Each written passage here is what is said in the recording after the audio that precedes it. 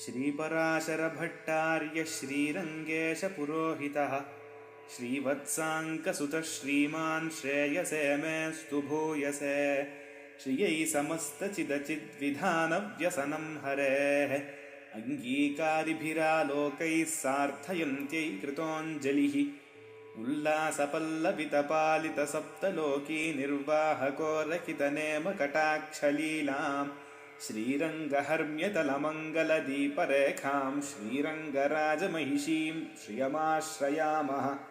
अनुकलतनुकाण्डालिङ्गनारम्भशुम्भप्रतिदिशभुजशाखः श्रीसखानोकहर्दिः स्तननयनगुलुच्चस्फारपुष्पद्विरेफा रचयतु मयि लक्ष्मीकल्पवल्लीकटाक्षान् यद्भ्रूभङ्गाः प्रमाणं स्थिरचररचनातारतम्ये मुरारेर्वेदान्तास्तत्त्वचिन्तां मुरभिदुरसि यत्पादचिह्नैस्तरन्ति भोगोपोद्घातकेलीचुलकितभगवद्वैश्वरूप्यानुभावा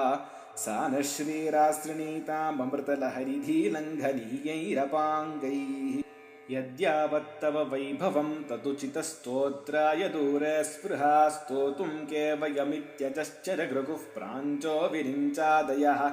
अप्येवं तव देवि वाङ्मनसयोर्भाषानभिज्ञं पदं का वाचः प्रयतामहे कवयितुं स्वस्ति प्रशस्त्यै गिराम् स्तोतारं तमुशन्ति देवि कवयो यो विस्तृणीते गुणान् स्तोतव्यस्य ततश्च ते स्तुतिधुरा मय्येव विश्राम्यति यस्मादस्मदमर्षणीयफणिति स्वीकारतस्ते गुणाः क्षान्त्यौदार्यदयादयो भगवति स्वां प्रसृवीरन् प्रथां सूक्तिं समग्रयतु नः स्वयमेव लक्ष्मीः श्रीरङ्गराजमहिषी मधुरैः कटाक्षैः वैदग्ध्यवर्णगुणगुम्भनगौरवैर्यां कण्डूलकर्णकुहराः कवयोधयन्ति अनाघ्रातावद्यं बहुगुणपरीणाहि मनसो दुहानं सौहार्दं परिचितमिवाथापि गहनं पदानां सौभ्रात्रादनिमिषनिषेव्यं श्रवणयोः त्वमेव श्रीर्मह्यं बहुमुखयवाणी विलसितं श्रियश्री श्रीरङ्गेशय तव च हृद्यां भगवतीं श्रियं त्वत्तोऽप्युच्छैर्वयमिह पणामः शृणुतराम् ऋषौ ते भूयास्तां सुखतरलतारे श्रवणतः पुनर्हर्षोत्कर्षात् स्फुटतु भुजयोः कञ्चुकशतम् देवि श्रुतिं भगवतीं प्रथमे पुमांसः त्वत्सद्गुणौघमणिकोशगृहं गृह्णन्ति तद्वारपाटनपटूनि च सेतिहाससन्तर्कणस्मृतिपुराणपुरःसराणि आहुर्वेदानमानं कतिचन कतिचाराजकं विश्वमेतत् राजन्वत्केचिदीशं गुणिनमपि गुणैस्तं दरिद्राणमन्ये भिक्षावन्ये सुराजं भवमिति च जडास्ते तलातल्यकार्षुः एते श्रीरङ्गहर्म्याङ्गणकनकलते नक्षणं लक्ष्यमासन् मनसि विलसिताक्ष्णा भक्तिसिद्धाञ्जनेन श्रुतिशिरसि निगूढं लक्ष्मिते वीक्षमाणाः निधिविव महिमानं भुञ्जते येऽपि धन्याः ननु भगवति दैवीं सम्पदं तेऽभिजाताः अस्येषाना जगत् इति ते धीमहे यां समृद्धिं श्रीसूक्तं बहुमुखयते ताञ्च शाखानुशाखम् ईष्टे कश्चिज्जगत इति यः पौरुषे सूक्त उक्तः तं च त्वत्कम्पतिमधिजगावुत्तरश्चानुवाकः उद्बाहुस्त्वामुपनिषदसावाहनैका नियन्त्रीं श्रीमद् रामायणमपि परं प्राणिति त्वच्चरित्रे स्मर्तारोऽस्मज्जननियतमेसेतिहासैः पुराणैः निन्युर्वेदानपि च ततमे त्वन्महिम्नि प्रमाणम्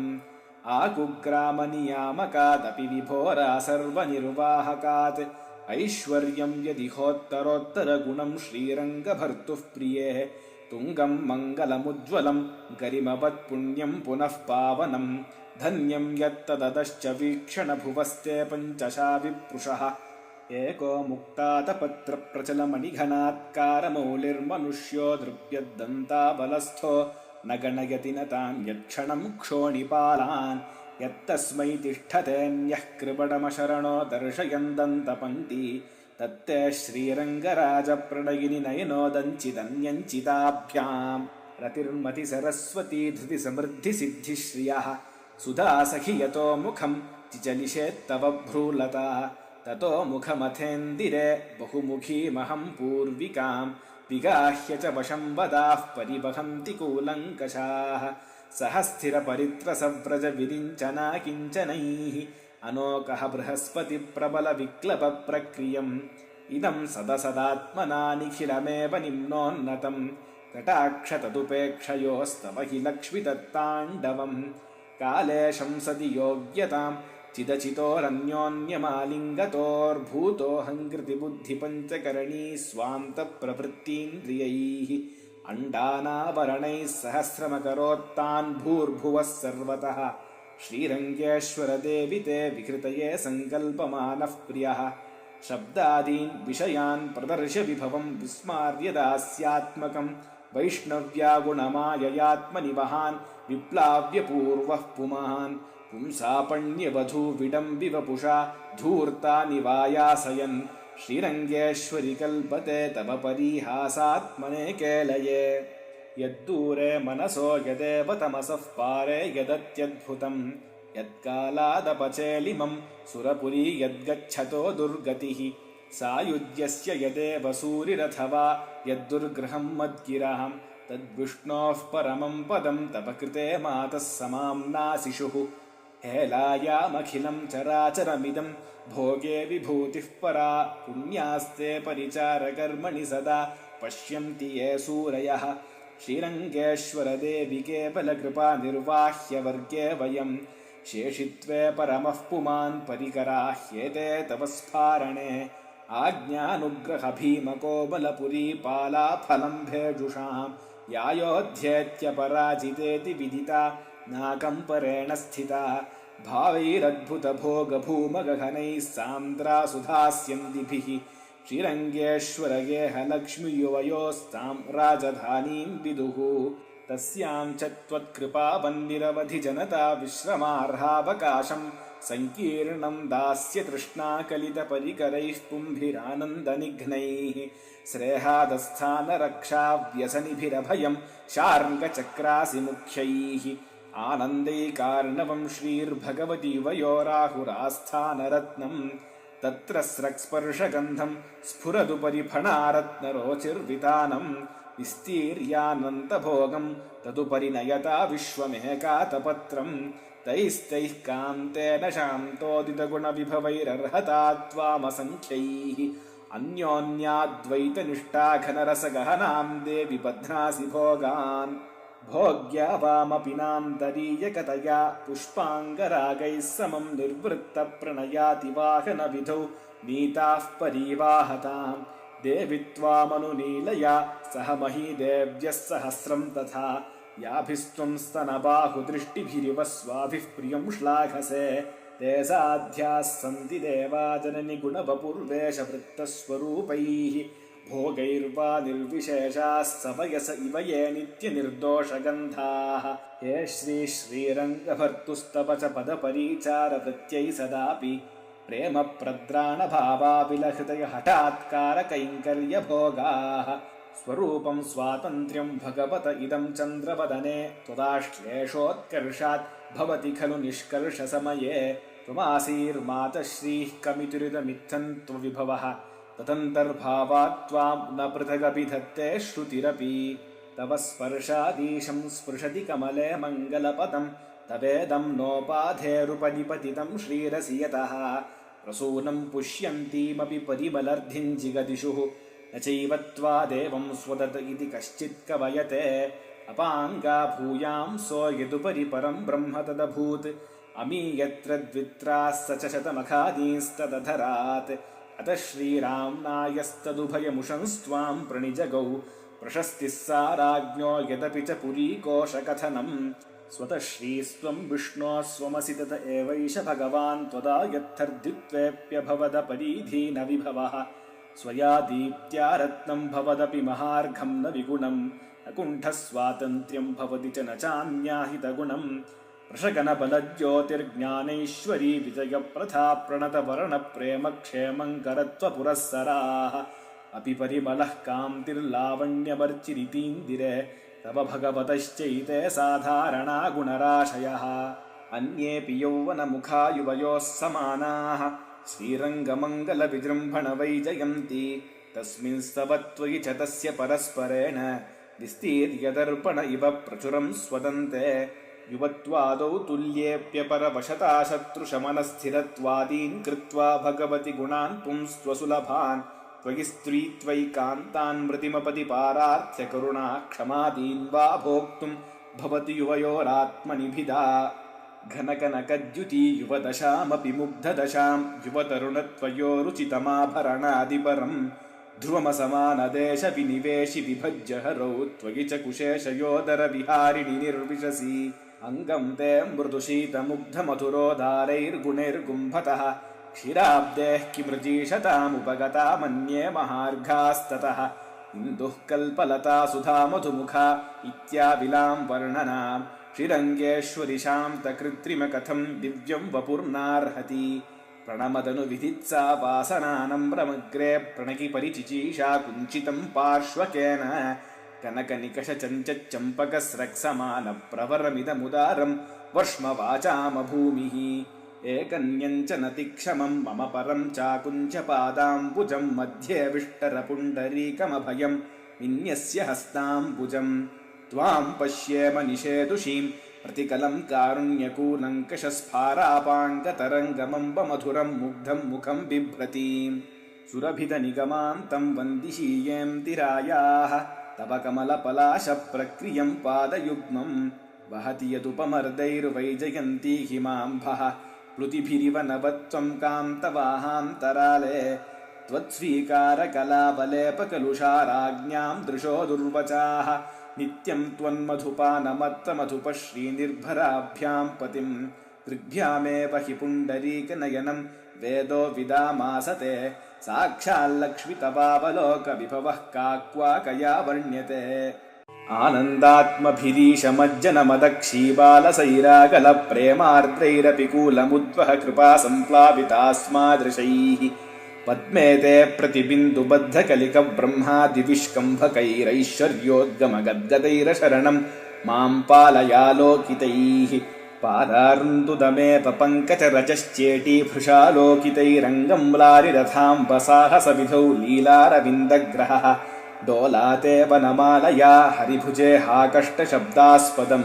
केन श्रीरतिकोमला तनुरियं वाचां विमर्दक्षमा आमर्यादमकण्टकं स्तनयुगं नाद्यापि नालोकितभ्रूभेदस्मितविभ्रमा जहति वा नैसर्गिकत्वा यशः सूते शैशवयौवनव्यतिकरो गात्रेषु ते सौरभं भोगस्रोतसि कान्तदेशिककरग्राहेण गाः क्षमः आमोदाद्भुतशालि यौवनदशा व्याकोचमम्लानिपत्सौन्दर्यामृतसेकशीतलमिदं लावण्यसूत्रार्पितम् श्रीरङ्गेश्वरि कोमलाङ्गसुमनः सन्दर्भणं देवि ते कान्तोरः प्रतियत्नमर्हति कविं धिङ्मामकाण्डाकुलं मर्मस्पृशो रससिराप्यतिविध्यवृत्तैः कान्तोपभोगललितैर्धुरिताङ्गयष्टिः पुष्पावलीपरसिकभ्रमरोपभुक्ता त्वं देवि नित्यमभिनन्दयसे मुकुन्दं कनकरशनामुक्ता ताटङ्कहारललाटिका मणिसुरतला कोटिप्रायैर्जनार्दनजीविके प्रकृतिमधुरं गात्रं जागर्ति मुग्धविभूषणैर्वलयशकलैर्दुग्धं पुष्पैश्च कल्पलता यथा सामान्यभोग्यमपि कौस्तुभवैजयन्ती पञ्चायुधादिरमणः स्वयमेव बिभ्रत् तद्भारखेदमिव ते परिहर्तुकामः श्रीरङ्गधाममणिमञ्जरिगाहते त्वाम् यदि मनुजतिरश्चां लीलया तुल्यवृत्तेरनुजनुरनुरूपा देवि नावातरिष्य असरसमभविष्यन्नर्मनाथस्य मातर्दलदरदरविन्दोदन्तकान्तायताक्षी स्खलितकटकमाल्यैर्दोर्भिरब्धिं मुरारेर्भगवति दधिमाथं मत्नतः श्रान्तिशान्त्यै भ्रमदपृततरङ्गावर्ततः प्रादुरासीस्मितनयनसुधाभिः सिञ्चती चन्द्रिकेव मातर्मैथिली राक्षसी त्वयि तदैवार्द्रापराधास्त्वया रक्षन्त्यापवनात्मजाल्लघुतरा रामस्य गोष्ठीकृता काकन्तञ्च विभीषणं शरणमित्युक्तिक्षमौ रक्षतः सा नः सान्द्रमहागसः सुखयतु क्षान्तिस्तवाकस्मिकी मातर्लक्ष्मि यथैव मैथिलजनस्तेनाध्वना ते वयं त्वद्दास्यैकरसाभिमानसुभगैः भावैरिहामुत्र च जामातादयितस्तवेति भवति सम्बन्धदृष्ट्या हरिम् पश्येम प्रतियामयाम च पदीचारान् प्रहर्ष्येम च पितेव त्वत्प्रेयान् जननि परिपूर्णागसि जने हितस्रोतो वृत्त्या भवति च कदाचित् कलुषधीः किमेतन्निर्दोषः क इह जगतीति त्वमुचितैः उपायैर्विस्मार्य स्वजनयसि माता तदसिनः नेतुर्नित्यसहायिनी जननि न स्त्रातुम् त्वमत्रागता लोके त्वन्महिमावबोधबधिरे प्राप्ता विमर्दम् बहु कृष्णम् ग्रावसुमालतीम् मृदुपदम् विश्लिष्य वासोवने जातोऽधिकरुणाम् धिगस्तु युवयोः स्वातन्त्र्यमत्यङ्कुशम् अधिशयितवानब्धिम् नाथो ममन्थ बबन्धतम् हरधनुरसौ वल्ली भञ्जम् बभञ्ज च मैथिली अपि दशमुखीम् लूत्वा रक्षः कबन्धमनर्दयत् किमिव न पतिः कर्ता त्वच्चाटुचुञ्जुमनोरथः दशशतपाणिपादवदनाक्षिमुखैरखिलैरपि निजवैश्वरूप्य विभवैरनुरूपगुणैः अवतरणैरतैश्च रसयन् कमिता कमले क्वचन हि विभ्रमभ्रमिमुखे विनिमज्जदिते जनन भवन प्रीत्या दुग्धार्णवम् बहुमन्यसे जननि दयितप्रेम्णा पुष्णासि तत्परमम् पदम् उदति परमव्योम्नोर्विस्मृत्य मादृशरक्षणक्षममिति धिया भूयः श्रीरङ्गधामनिमोदसे औदार्यकारुणिकताश्रितवत्सलत्वपूर्वेषु सर्वमतिशायितमत्र मातः श्रीरङ्गधाम्नि यदुतान्यदुदाहरन्ति सीतावतारमुखमेतदमुष्य योग्या ऐश्वर्यमक्षरगतिम् परमम् पदम् वा कस्मैचिदञ्जलिभरम् वहते वितीर्य अस्मै न किञ्चिदुचितम् कृतमित्यथाम्ब त्वम् लज्जसे कथय कोऽयमुदारभावः ज्ञानक्रियाभजनसम्पद किञ्चनोऽहम् इच्छाधिकारशकनानुशयानभिज्ञः अङ्गांसि देवि युवयोरपि दुःसहानि बध्नामि मूर्खचरितस्तव दुर्भरोऽस्मि इत्युक्तिकैतवशतेन विडम्बयामि तानम् वसत्यवचसः पुरुषान् पुराणान् यद्वा न मे भुजबलम् तव पादपद्मलाभे त्वमेव शरणम् विदितः कृतासि श्रीरङ्गे शरदश्शतम् सह सुहृद्वर्गेण निष्कण्टकम् निर्दुःखम् सुसुखम् च दास्य रसिकाम् भुक्त्वा समृद्धिम् पराम् युष्मत्पादसरोरुहान्तररजस्यामत्वमम् वापिता सर्वम् धर्ममपि त्वमेव भवन स्वीकुर्व कस्मात् कृपाम् श्रीरङ्गे शरदश्शतम् सह सुहृद्वर्गेण निष्कण्टकम् निर्दुःखम् सुसुखम् च दास्य रसिकाम् भुक्त्वा समृद्धिम् पराम् युष्मत्पादसरोरुहान्तररजस्यामत्वमम् वापिता सर्वम् धर्ममपि त्वमेव भुवन स्वीकुर्व कस्मात् कृपाम्।